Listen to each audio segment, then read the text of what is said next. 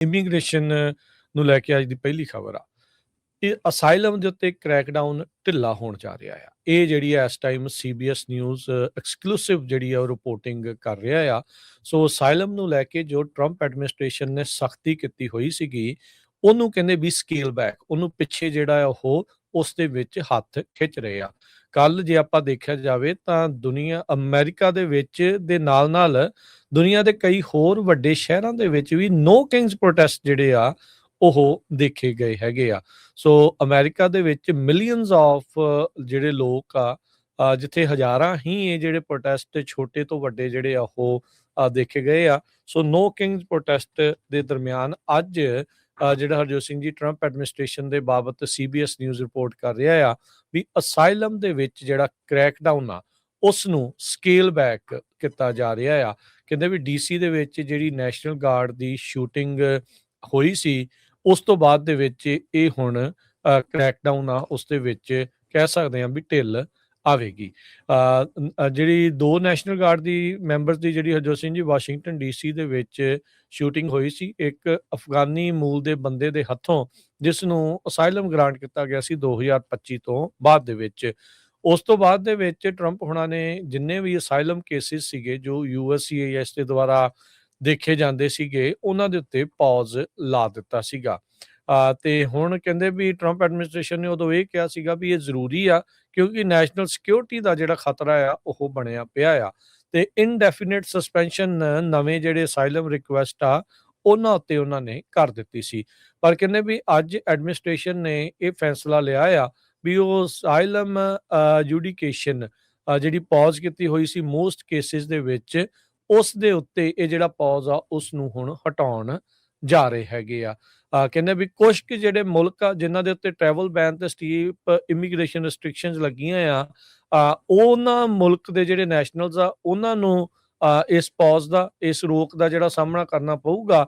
ਉਸ ਤੋਂ ਅਲੱਗਾ ਜਿਨ੍ਹਾਂ ਮੁਲਕਾਂ ਦੇ ਨਾਮ ਇਸ ਲਿਸਟ ਦੇ ਵਿੱਚ ਨਹੀਂ ਹੈਗੇ, ਉਹਨਾਂ ਨੂੰ ਜਿਹੜੀ ਅਸਾਈਲਮ ਦੀ ਜਿਹੜੀ ਪ੍ਰਕਿਰਿਆ ਆ ਉਹਨਾਂ ਦੇ ਲਈ ਮੁੜ ਬਹਾਲ ਕਰ ਦਿੱਤੀ ਗਈ ਹੈਗੀ ਆ। ਸੋ ਅਸਾਈਲਮ ਪਲੀਜ਼ ਕਹਿੰਦੇ ਵੀ 39 ਮੁਲਕ ਨੇ ਜਿਨ੍ਹਾਂ ਦੇ ਸਿਟੀਜ਼ਨਸ ਉਹਨਾਂ ਨੂੰ ਕਿਸੇ ਤਰੀਕੇ ਦੀ ਫੁੱਲ ਜਾਂ partial entry restriction travel ban ਦੇ ਪ੍ਰੋਕਲੇਮੇਸ਼ਨ ਦੇ ਅੰਡਰ ਲੱਗੀ ਹੋਈ ਆ, ਜੋ ਦਸੰਬਰ ਮਹੀਨੇ ਦੇ ਵਿੱਚ ਟਰੰਪ ਹੋਣਾ ਨੇ ਐਕਸਪੈਂਡ ਕਰ ਦਿੱਤੀ ਸੀਗੀ। ਇਸ ਦੇ ਵਿੱਚ ਕਈ ਅਫਰੀਕਨ ਮੂਲ ਦੇ ਮੁਲਕ ਵੀ ਸ਼ਾਮਲ ਆ, ਸੈਨੇਗਲ, ਸੋਮਾਲੀਆ, ਨਾਈਜੀਰੀਆ, ਏਸ਼ੀਅਨ ਮੁਲਕਾਂ 'ਚ Afghanistan, Iran, Laos, Latin America 'ਚ ਕਿਊਬਾ, ਹੇਤੀ, ਵੈਨੇਜ਼ੁਏਲਾ ਪ੍ਰਮੁੱਖ ਤੌਰ ਦੇ ਉੱਤੇ ਮੁਲਕਾਂ ਦਾ ਜਿਹੜਾ ਉਹ ਨਾਮ ਆਉਂਦਾ ਆ।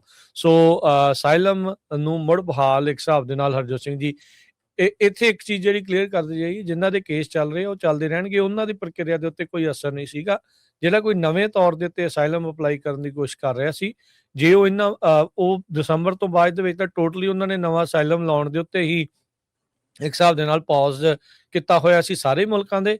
ਹੁਣ 39 ਮੁਲਕਾਂ ਨੂੰ ਛੱਡ ਕੇ ਬਾਕੀ ਮੁਲਕਾਂ ਦੇ ਲਈ ਜਿਹੜਾ ਆ ਅਸਾਈਲਮ ਦੀ ਪ੍ਰਕਿਰਿਆ ਨੂੰ ਮੁੜ ਬਹਾਲ ਪ੍ਰੋਸੈਸ ਨੂੰ ਜਿਹੜਾ ਉਹ ਇਹਨਾਂ ਨੇ ਸ਼ੁਰੂ ਕਰ ਦਿੱਤਾ ਆ। ਤੇ ਕਹਿੰਦੇ ਵੀ ਪਰ ਇਹਦਾ ਮਤਲਬ ਇਹ ਨਹੀਂ ਆ ਵੀ ਅਸਾਈਲਮ ਅਸੀਂ ਸਾਰਿਆਂ ਨੂੰ ਏਦਾਂ ਖੱਬੇ ਸੱਜੇ ਉੱਤੇ ਥੱਲੇ ਜਿਹੜਾ ਉਹ ਦੇਈ ਜਾਣਾ ਆ, ਪਰ ਕਹਿੰਦੇ ਵੀ ਸਕਰੀਨਿੰਗ ਜਿਹੜੀ ਆ ਉਹਨਾਂ ਦੀ ਅਸੀਂ ਅਜੇ ਵੀ ਸਖਤੀ ਦੇ ਨਾਲ ਕਰਾਂਗੇ।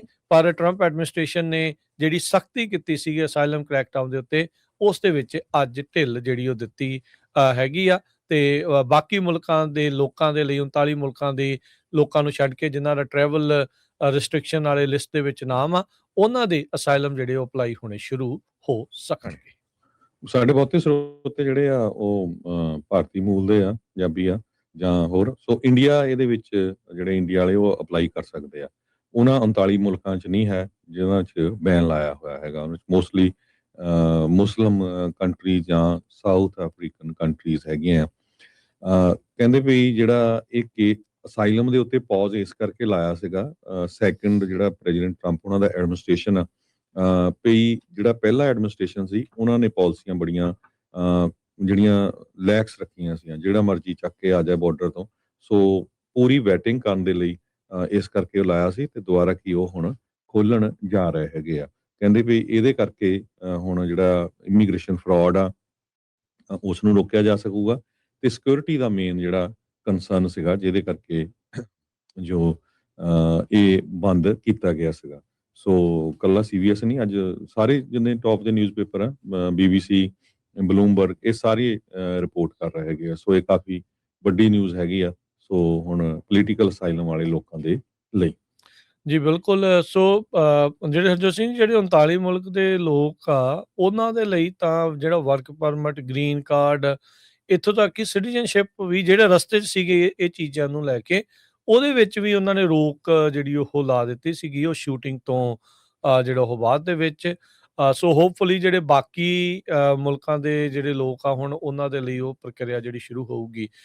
ਬੀਤੇ ਵੀਕਐਂਡ ਦੇ ਉੱਤੇ ਜਦੋਂ ਅਟਾਰਨੀ ਟਿਕਿਆਣਾ ਹੋਣਾ ਦੇ ਨਾਲ ਵੀ ਗੱਲਬਾਤ ਹੋ ਰਹੀ ਸੀ, ਉਹਨਾਂ ਨੇ ਦੱਸਿਆ ਸੀਗਾ ਵੀ ਅਸਾਈਲਮ ਦੇ ਕੇਸਾਂ ਦੇ ਵਿੱਚ ਜਿਹੜੇ ਗ੍ਰੀਨ ਕਾਰਡ ਆ ਉਹ ਆ ਰਹੇ ਨੇ, ਉਹ ਅਪਲਾਈ ਵੀ ਹੋ ਰਹੇ ਨੇ, ਜੋ ਕਿ ਉਹਨਾਂ ਲੋਕਾਂ ਦੇ ਲਈ ਚੰਗੀ ਗੱਲ ਆ ਜਿਨ੍ਹਾਂ ਨੇ ਆਪਣਾ ਕੇਸ ਲੜ ਕੇ ਜਿੱਤ ਪ੍ਰਾਪਤ ਕੀਤੀ ਇੱਥੇ, ਅਸਾਈਲਮ ਦੇ ਲਈ ਉਹਨਾਂ ਨੂੰ ਆਗਿਆ ਮਿਲੀ ਆ, ਤੇ ਹੁਣ ਉਹ ਅਗਲੀ ਜਿਹੜੀ ਪ੍ਰਕਿਰਿਆ ਦੇ ਵਿੱਚ ਗ੍ਰੀਨ ਕਾਰਡ ਵਾਲੇ ਪਾਸੇ, ਫਿਰ ਇਵੈਂਚੁਅਲੀ ਸਿਟੀਜ਼ਨ ਬਣਨ ਵਾਲੇ ਪਾਸੇ ਨੂੰ ਜਿਹੜਾ ਉਹ ਅੱਗੇ ਜਿਹੜਾ ਉਹ ਵਧਣਗੇ। ਸੋ ਅੱਜ ਜਿਹੜਾ ਟਰੰਪ ਪ੍ਰਸ਼ਾਸਨ ਆ, ਉਹਨਾਂ ਨੇ ਜਿਹੜੇ ਅਸਾਈਲਮ ਦੇ ਉੱਤੇ ਪੂਰਨ ਤੌਰ ਦੇ ਉੱਤੇ ਰੋਕ ਲਾਈ ਹੋਈ ਸੀ, ਉਸ ਨੂੰ ਹਟਾ ਲਿਆ ਹੈਗਾ ਆ। ਸੋ ਉਹ ਅੱਗੇ ਨੂੰ ਜਿਹੜਾ ਉਹ ਵਧੇਗਾ।